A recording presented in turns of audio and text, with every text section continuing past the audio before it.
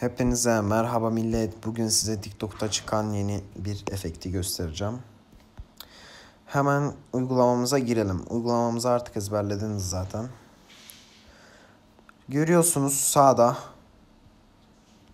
Short, ona basıyoruz ve herhangi bir video seçiyoruz. Gördüğünüz gibi sağda ve üstte arkadaşlar.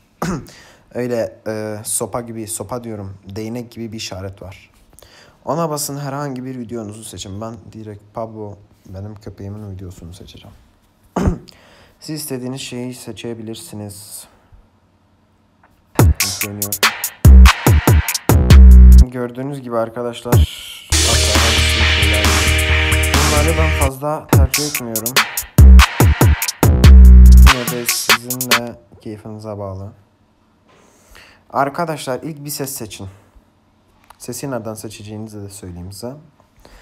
Aşağıda varsayılan ses var. Altında da yanında da değiştir yazıyor. Değiştire basın ve sesleriniz var. En sağda ortada. Ona basıp seslerinizi seçebilirsiniz. Yemek her şey bu kız için ha. Mesela ben bunu seçeyim. Yemek her şey bu kız için ha. Yemek her şey. Şimdi bir efekt seçelim. Benim en sevdiğim efekt bu arkadaşlar. Pop.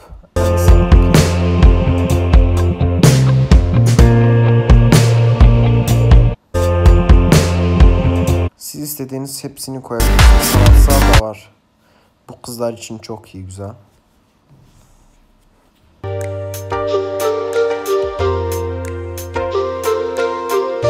Siz bilirsiniz. Burada bir sürü var. Hepsini deneyebilirsiniz.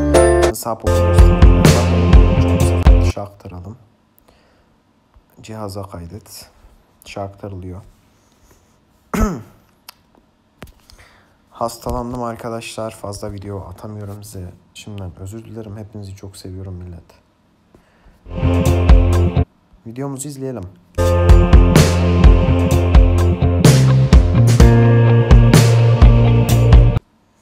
Videomuz bu kadardı arkadaşlar. Umarım size yararlı olan bir video çekmişimdir. Hepinizi çok seviyorum. Abone olmama ve para kazanmama çok az